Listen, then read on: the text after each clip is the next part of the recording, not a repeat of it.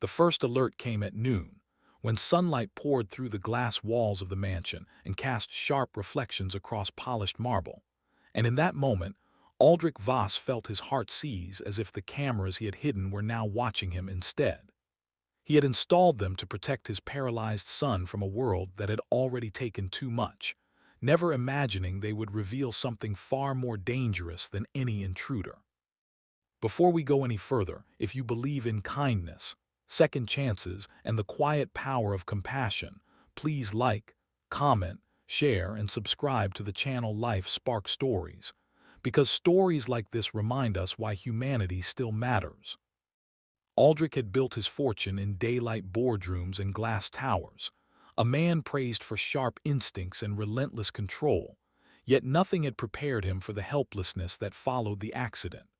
His son Marlowe, once restless and brilliant, had been left paralyzed from the neck down after a careless driver shattered their lives on a bright morning much like this one. The doctors promised survival, not recovery, and Aldrich's wealth suddenly meant very little against the stillness of his child's body. Fear became his constant companion, and protection his obsession. The cameras went up quietly, tucked into corners and behind picture frames, not to spy, he told himself, but to ensure that every second of Marlowe's care was safe. The days settled into a fragile routine. Sunlight would stream into Marlowe's room as birds crossed the windows, and the hum of medical machines replaced laughter. Caregivers came and went, efficient but distant, until Serene Ibarra arrived, a soft-spoken maid with careful hands and eyes that never rushed. Aldrich noticed her only because Marlowe's room felt different when she was there, calmer somehow, as if the air itself paused to breathe. Still, trust did not come easily. Trauma had taught Aldrich that even daylight could hide shadows. It was on one such afternoon, when business calls dragged Aldrich away to his office, that the system sent a notification. Movement detected. He opened the feed expecting routine, perhaps a clumsy adjustment of sheets, but what he saw unsettled him deeply.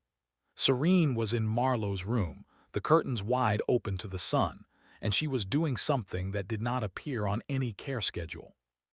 She had positioned a mirror so Marlowe could see the garden, and she was guiding his hand, not forcing movement, but resting it against the warm glass so he could feel the heat of the day. Panic tightened Aldrich's chest. This was not approved therapy. This was not protocol. As the footage continued, the fear that had driven Aldrich for months began to unravel into something unfamiliar. Serene adjusted Marlowe's chair so the light touched his face, then carefully turned pages of a book, holding it where his eyes could follow, pausing often, as if waiting for something invisible.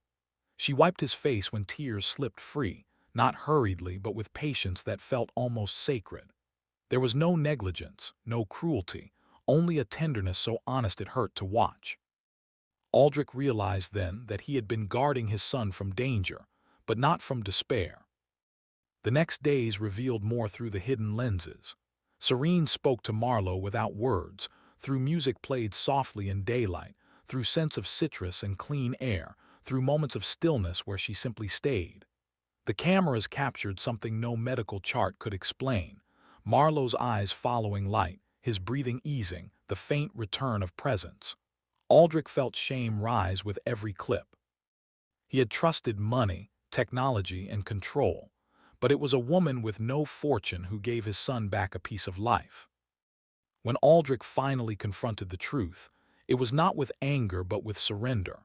He removed the cameras, one by one, in the middle of a bright afternoon, understanding that protection without trust becomes a prison.